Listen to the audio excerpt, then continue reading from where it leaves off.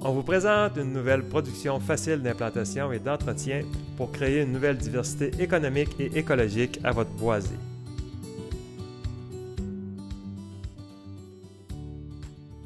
Alors, moi, c'est Michel Côté. Je suis nouvellement agriculteur depuis maintenant 6 ans. C'est une seconde carrière pour moi.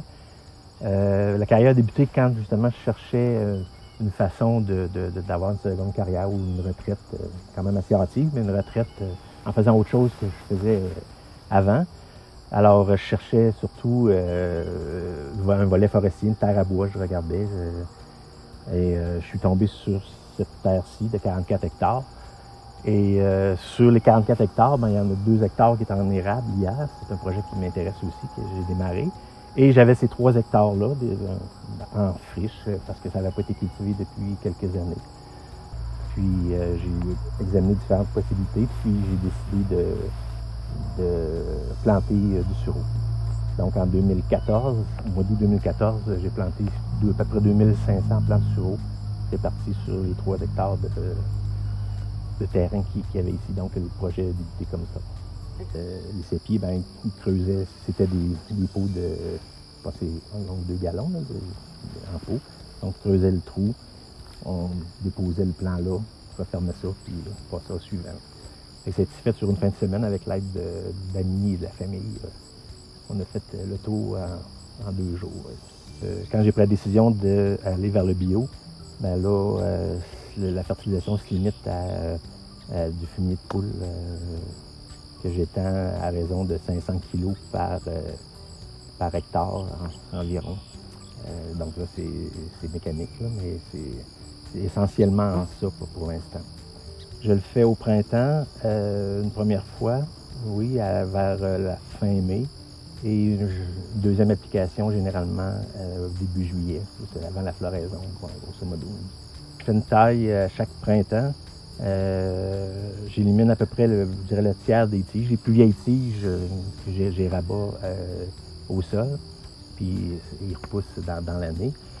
Puis aussi, je limite la hauteur, parce que pour la cueillette, on rabat à peu près à la hauteur des yeux, mais c'est manuel, donc ça prend 10-15 jours pour faire le tour pour une personne. Là. Ça prend 10-15 jours, donc c'est une taille printanière. Aussitôt que la neige est fondue, qu'on peut rentrer dans les champs, je débute ça. Ouais. Puis, ce qui est à faire, je pense, c'est bien préparer le terrain. Prendre le temps de préparer le terrain, quitte à partir un an plus tard, mais partir sur des bonnes bases, je pense que c'est gagnant. Parce qu'une fois démarré, le sureau pousse très très bien, mais au démarrage, il supporte mal la compétition, c'est évident. Là. Il ne meurt pas, mais il ne se développe pas. Là. Mais dans les contacts que j'ai aussi, de plus en plus de restaurateurs qui sont intéressés à la fois par le fruit, par la fleur. Il y a des marchands d'alcool aussi qui incorporent le sureau dans leur préparation.